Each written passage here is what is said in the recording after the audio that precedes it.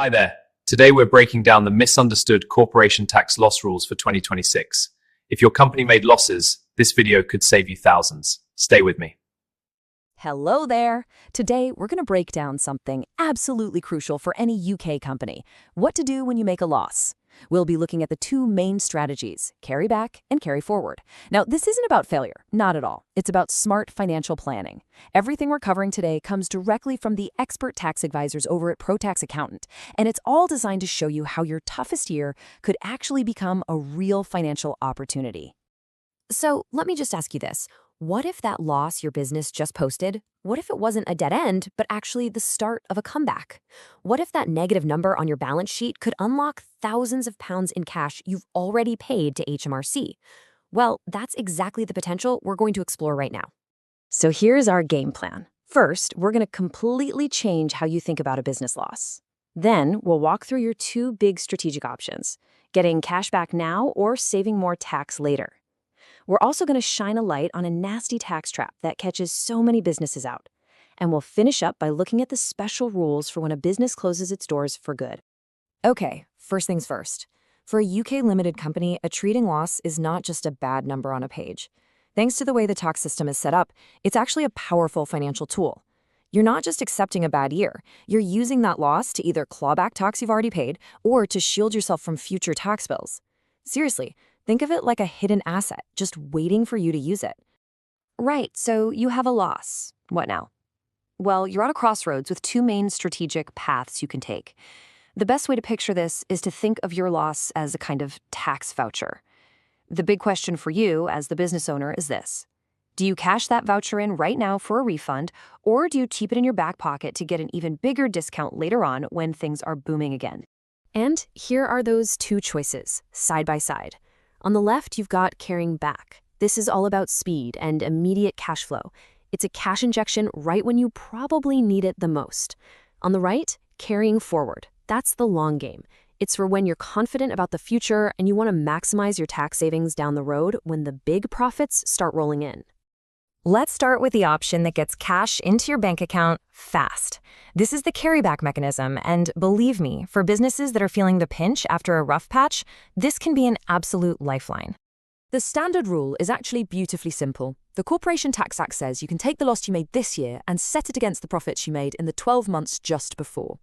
It's like you get to hit rewind, effectively reducing last year's tax bill and triggering a refund direct from HMRC.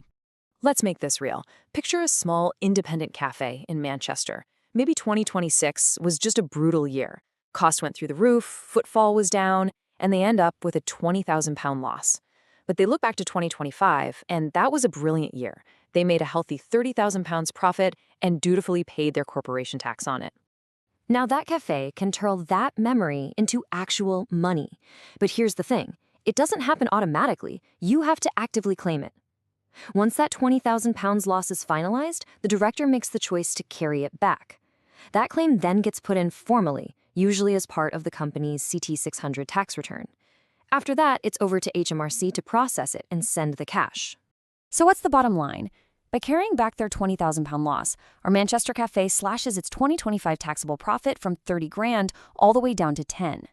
At the 19% small profits rate, that works out to a tax refund of £3,800.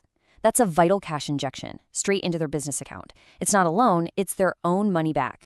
But what if you don't actually need the cash right now?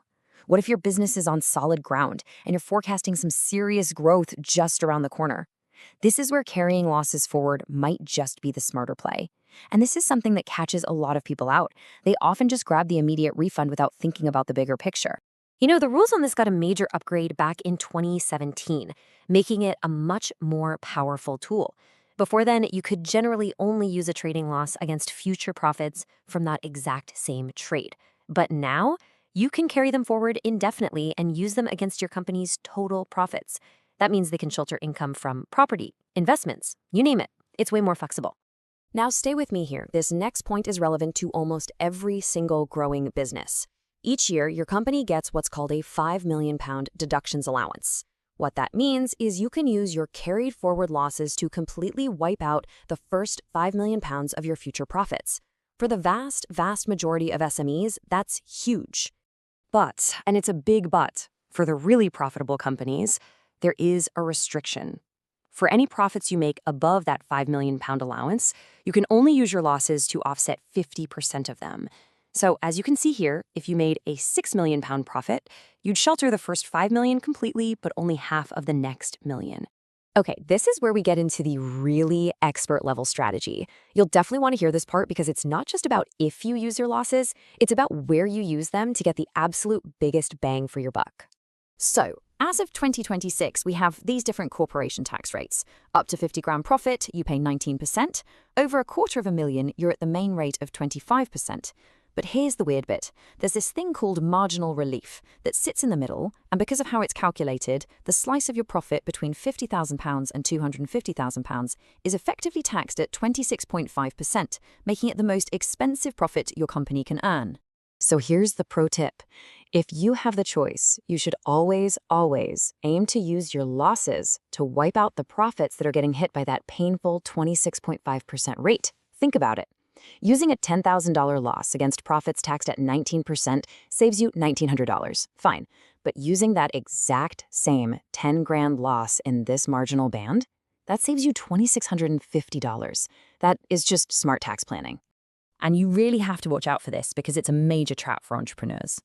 Those 50 grand and £250,000 thresholds, they aren't per company if you control more than one. They actually get divided by the number of associated companies.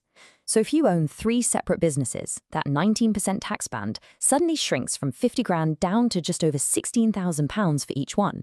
It can push even small companies into that high 26.5% rate much faster than they ever expected. All right, let's move on to the final scenario. It's a tough one, but it's important. What happens when a business has to, unfortunately, cease trading? Well, the taxman does provide a special and actually more generous form of loss relief to help out during that difficult time. And this really shows you how powerful terminal loss relief is. Any losses you make in your final 12 months of business, you can carry them back a full 3 years. The rule is you have to start with the most recent year and work backwards.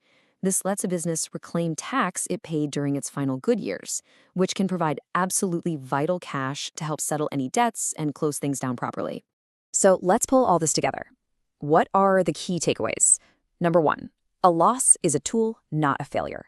Number 2, you have a choice, cash now or a bigger tax savings later. Number 3, always try to use your losses to attack that expensive 26.5% tax band. And finally, remember that special 3-year carryback rule if you're closing up shop. Look, these are complex decisions with very real consequences, so it always pays to get tailored advice. Now, before we finish, just a very quick and very important disclaimer. All of this is for general guidance. Tax law is a minefield, it's complex, and it changes. So please do not rely on this information alone when you're making big financial decisions. If you want to be sure you're making the absolute smartest move for your company's specific situation, whether that's carrying back a loss, carrying it forward, or trying to navigate those tricky associated company rules, you really should speak to an expert. You can get in touch with the team at Pro Tax Accountant using the details you see right now. And lastly, for more clear, practical tax guidance just like this, designed for UK business owners, make sure you hit subscribe on the Pro Tax Accountant channel. Thanks so much for your time.